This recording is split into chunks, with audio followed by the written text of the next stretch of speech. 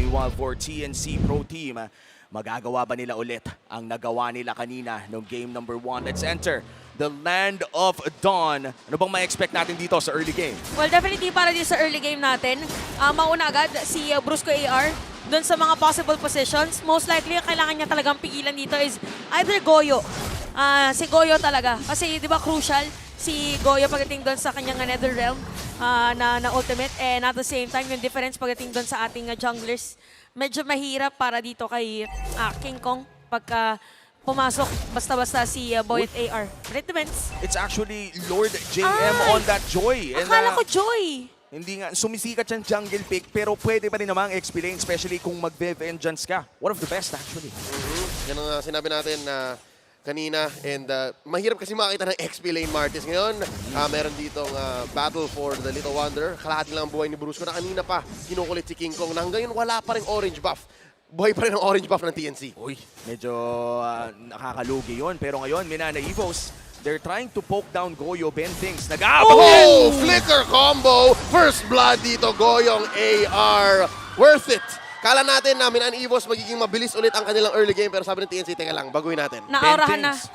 Naaurahan na dito ni Bentings. Alam niya na nandun kasi wala din naman ibang pupuntahan. Mobility-wise ng isang kadita, parang wala din naman siyang flicker. So hindi man siya makakapag-dive out. So kailangan niya abutin para mapigilan na agad. Wala munang rough waves si Goyong AR if ever na magkaroon ng teamfight dito sa turtle objective ng spawn.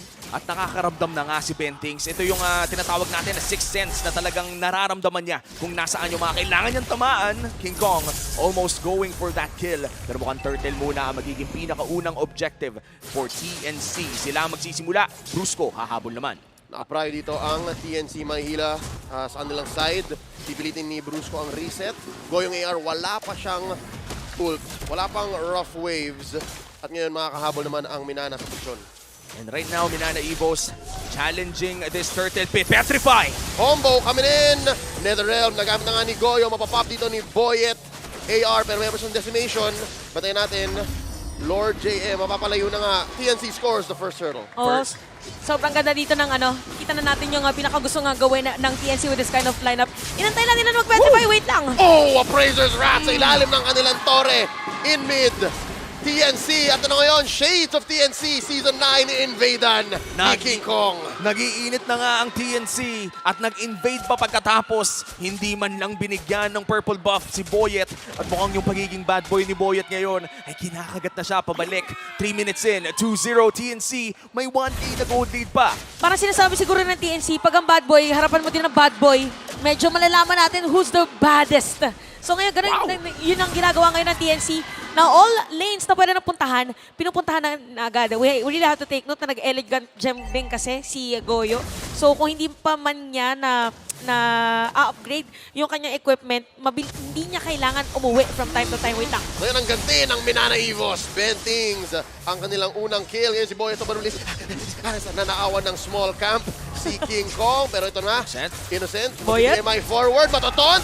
Boyet AR, napakabago. Who's the baddest? Innocent gets the kill. TNC, ang bilis ng karma. Akala ko 1-4-0 na pero nakaganti pa ang TNC. Talagang pinipilit nila ang mga opportunities kapag nakakita pa sila.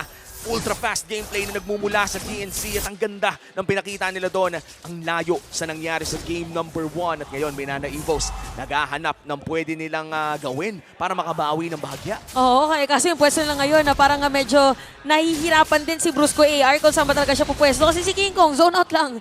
Diba? Hindi, no intention actually of killing Brusco AR. Ayun na. Eto na. Kanina kasi parang last 100. Sinisimulan na niya, no? Kaso kanina yung na plus 100 natin, umabot ng 1,000 at sa tago. Umapaw kasi.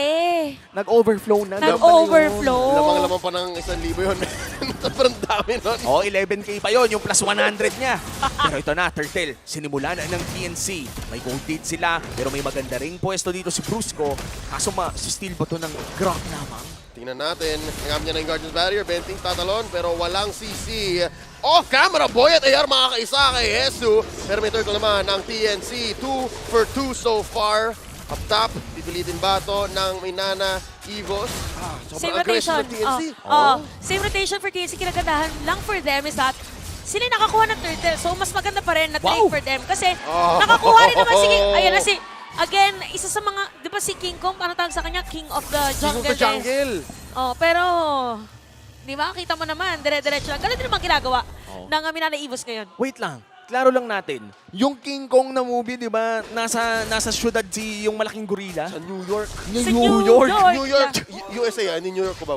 May New York ba sa Cubao? Meron ata. Lagi ko nakikita sa comments eh. Please Di mo confirm. alam kung Thank saan you. yun. Oh, paki-confirm na lang. Rich kid kasi. Hindi ako rich kid, man. Mas malapit nga ako sa Las Piñas at $80. Kung alam nyo, ay malayo po yun dito. Pero ngayon, Oh, shoot! Papasok ngayon, Wild Charge! Mapapunish na nga dito. Mag-ultimate Final Slash. Boy at AR, papabagsakin dito Brusco? ng King Kong. Brusco with a taunt. King Kong gets double kill sa ilalim ng Tier 1 na mapabasag na ng TNC. Walang preno ang Phoenix Army. grabe naman. Yung biyaheng tagumpay din nila kahit iba na yung tema. Tuloy-tuloy lang. Dire-diretso lang. Dire-diretso lang. Ghost Walang Rider. biglang liko. Walang preno. Rise from the dead, Oh. biyaheng tagumpay. Oh. Pagkaangat na pagkaangat, biyahe na agad. O, di ba? Kaya na malupit. Tapos nagsimula pa yung eksena doon na parang nasunog yung jeep. Kaya lang naman pala nasunog yung jeep kasi masyadong bumilis. Oo, umapaw. Ay, hindi. Saka ano pala yung apaw. But yeah, for this one, 5-2 ang ating score. 6 minutes. So balikan natin yung game number 1. Ngayon naman para sa side kasi na Minana, meron pa rin naman silang, di ba, lamang ngayon TNC. Ganon din naman yung game number 1 natin. So kailangan lang nila maging pasensyoso kasi tingnan natin ngayon KDA ni Doming AR. 0-0-0. Yes, walang kills, pero mas importante, walang deaths. So pwede pa at kaya pa nila as long as there is a nice wild charge from Brusco AR. Medyo mahirap ngayon kasi hindi na same yung burst nila. Ang burst nila is more on single target talaga to for me. Not at least madami tamaan. Ayun nga eh, parang ilang beses na rin kasi tayong nakakita ng mga wild charge na nagbago ng laro. Pero yun yung mga iskinitang maninipis talaga eh, na napakahirap lumaban against the Grok. But this does look like a free turtle para sa TNC. At ngayon si King Kong, makikita si Brusco, pero wala kasing magagawa ang Minana dito. Ang lalim na naman ng TNC.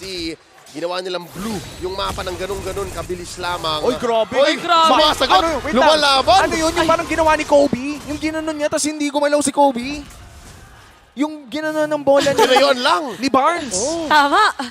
Hindi ko Oo, alam yan. alam mo yun eh. Pero Oo. okay lang. Panari ko.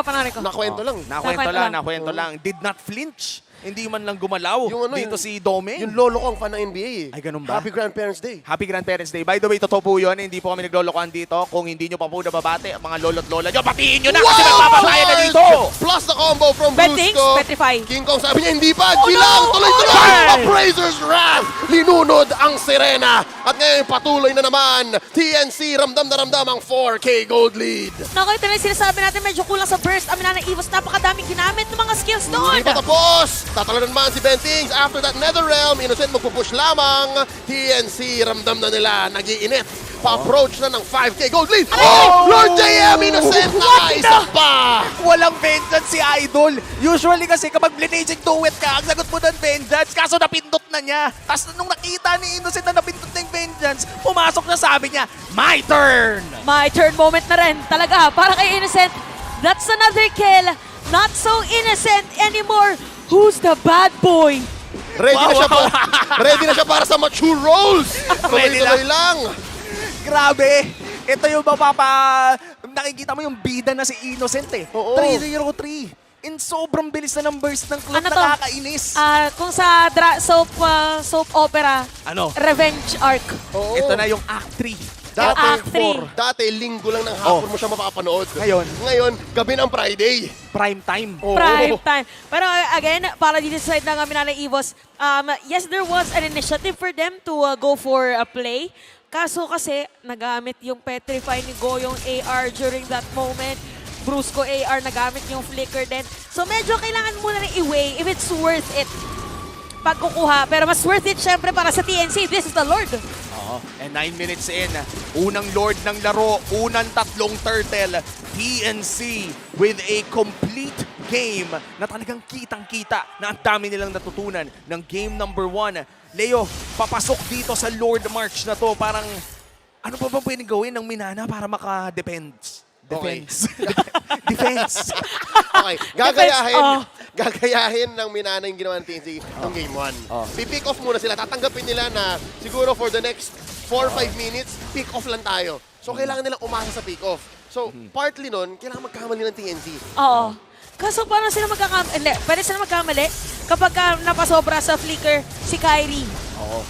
O kaya si Bentings, hindi na natin mamukaan kasi pero mukhang ang mid lane ang unang target ng Phoenix Army.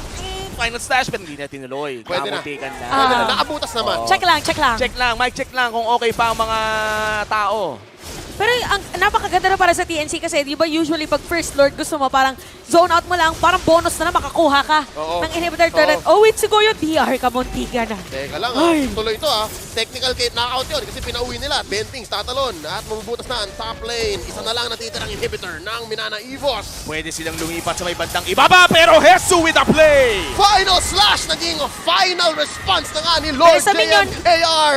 Netherrealm dito nagamit na ni Goyo. Nag-aantay na lang sila ng minion wave sa may baba. King Kong only TP. Ayan na, ginalit kasi si King Kong. Plus 5,000. Play. Plus Medyo, 5. 5,000 agad. Medyo mahirap mag-clear ng minion wave though para din sa Minana Evos. Oh, isa na namang Tyrant's Revenge. Brusco AR, mag-heal muna siya. Minion wave, papasok na mid, top at bottom. Hesu, nagharap na isa. Doming pa ang nahanap pero mukhang yan na ata ang katapusan ng push ng TNC. 10k gold lead ang meron ng Phoenix Army ngayon at ihintayin nila ang Luminous Lord at kakalbuhin pa ang base. Ano? Ang jungle ng Minana Okay. Evos. At some point, parang isa-isa silang nagkakaroon ng maturing arc. Kanina, si King Kong. Yeah. Tapos recently lang si Si Innocent. Innocent. Ngayon, si Hesu naman. Pero, guys, teka. Ay, Oh, magaling na siya chumopsticks Oh, bigla. ito no? optics. Bagay na. Taga ba yung ewan ko, parang chopsticks sa isip ko. Baka kagutom lang ko. Anyway, nahinto yung score natin, guys. 12 minutes. So again, for Minana Evos, ang crucial lang for them is hirap sila mag-clear ng minion wave. Single target yung, I mean, hindi kagaya nung sa Claude na yung AOE talaga, Airv effect nung Blazing Duet. Even yung Kadita dito, parang gagamitin mo ba yung rough waves mo just to clear the minion wave. Plus 10k. Nabilang ko. Total. Total. Grabe, ang galing na rin natin mag-mat dito, no? Pero hindi natin kailangan mag-mat para malaman na yung Divine Glaive dito kay Lord JM will be crucial in trying to secure or mount a comeback against TNC in the upcoming Lord. Okay, so totoo lang, mabilis naman din nang uubos ng Minana Evos yung extra HP nung Netherrealm ni Goyo. So that's good news. Bad news is, isang ult lang yun And isang hero lang yun na neutralize nila. Ramdam na ramdam dito yung 8k gold lead ng TNC. Nagsascramble ang Minana Evos. King Kong, kinokontrol niya ang Lord. This is a Lord's dance. And gusto niya, medyo tight, medyo close. Tinan mo, may pagbebait yan May pagbebait yan Ang tanong dito ay matagal ba ang Lord Dance na to? Kanina nakikita tayo ng mga 3 to 4 minutes pero Hesu ngayon, lumalangoy mag-isa with that conceal. Pero tignan mo, may masamang balot yung tatlo. Naku. Parang iniwan nila yung si King Kong tsaka si Hesu tapos may masamang balak yung tatlo. Pero parang ano muna. Ano na yan? Parodan natin ito Napanood natin ito Parang si Innocent Cutie ay sumusubok may gawing backdoor play sa Panibagong ano na naman to. Teka. Pero Hindi, Pero natuto na- naura ha. natuto na yun. Naramdaman. Alam na ng Minana, nangyari na sa kanila yan. Oo, nakita na nila. Oh, tumula na si Bentings ha. Op! practice lang. Practice lang. Alright, save. Minana Evos playing with Cyclone Eye? the resource on the map. Papasok dito si Lord JM naghahanap. Patay niya si Innocent. And Brusco AR will steal the Lord. Ito na nga ang bawi ng Minana Evos. Brusco AR, Power of Nature. Mananaap dito si King Kong. At ang full combo ni Brusco. Buhay pa. Naku, Ang naiwan. King of the Jungle. Bentings, buhay pa. King Kong. Kong, pipilitin nyo ba? O ang call ng Minana Evos, huwag muna. Hindi ba ito nangyari nung Game 1? Si Innocent lang ang namatay at nanakaw pa. Disaster! Ano nangyari? Ang ganda ng pasok ni Lord JM! Deja vu. Oo, parang traumatizing na yung mga Lord teamfight pagka ganito nangyayari. Laging kung sino yung naghahabol, sila yung nakakapag-secure. Pero baliktad, Uva Jed. Ubajed. Ano yung pag-ubadyan? Deja vu. Deja vu pero baliktad. Baliktad na deja vu. Yeah. Oh, kasi, yeah. Ang galing, ang galing. At Salamat. katulad lamang ng Minana Evos ay napakagaling ng pagpasok doon ni Lord JM with the vengeance as well. Naging crucial talaga ang kanyang ginawa doon sa pagpasok sa Lord. With that Lord marching in the bot lane, ano ba ang pwedeng gawin ng TNC dito, Chantel? Actually, for TNC, maganda yung pwesto dito. Kailangan lang talaga makakahuli kahit isa si Bentings. Panggulat lang.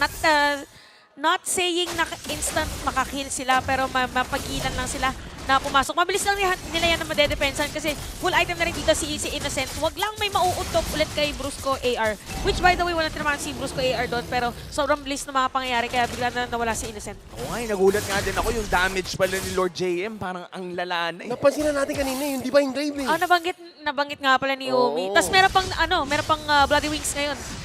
So dagdagan mo na ito yung kung sa magic item, ito na yung pinakamahal. Oo. So, complete full item. Masakit na nga, makunat pa. Oo nga, masakit na mahunat pa. And si Doming, no, medyo nagtataka ako. Kasi wala pa palang nare-register. Teka, sa buong comeback na yon, walang record sa Oo, KDA ni oo, Doming. So, zoning Iritel. Yun yung nakakatakot doon. Kasi tahimik lang muna siya. Siya'y tahimik lang sa... Pero medyo dulo na tayo. Mid lang na. Iniiwasan ko nga eh. Iniwasan ko, sorry. Nandito na tayo eh. Nandito na tayo eh. This is MPL Philippines. Sakto, MPL. Di ba? Itigil na natin to. 1 minute bago ang ating next Lord. Hindi pa naman ito ang Evolved Lord. So, ibig sabihin ay still just a Luminous one. Minana Evos ngayon ay sumusubok bumawi pero TNC Pro Team pa rin. Pro Team. Iba po ang TNC Pro Team. Pampalaki ng katawan yun. TNC Pro Team pa rin ang may hawak ng ating gold lead. Ano nga ba ang items na mga nagmamarka dito para sa inyo? Ito yung sinabi natin kanina, actually yung Blood Wings for Lord JM. So akala natin full item na. Pwede pa siyang bumili dito ng Pindotable if ever Winter Transhot pag napalalim siya. Yep. So again, yung passive nito is yung guard. So magkakaroon ka ng shield. So kaya siya pwedeng mas maging aggressive or mas maging confident na pumasok ngayon against TNC because of the Blood Wings. So sakto din na merong Lord. Okay, so ganito yung play ngayon ng Minana Evos. Hindi si Brusco DR mauuna. Si Lord JM ang mauuna. Tapos pipilitin lang sumagot. Counterplay din si Brusco AR. Ang problema dito, bawal magkamali si Lord JM. Yung execution ni Lord JM has to be close to perfect if gusto nilang magkaroon ng magandang chance dito around this Lord area. So, papasok na nga siya, looking for Innocent! Oh! Netherrealm! Oh my napili God! dito pero nahanap ni Lord JM. At ngayon, ang paghihiganti ng api. Goyo very low. Doming AR finally on the board. 1-0, 2-0 the shutdown on King Kong. At nang ganun-ganun lang nakabawi ang Minana Evos na wala ang lead ng TNC at dediretso nila ang Lord. Tatlong putok lang! Oo, nakita mo na wala sa buhay. Bilis!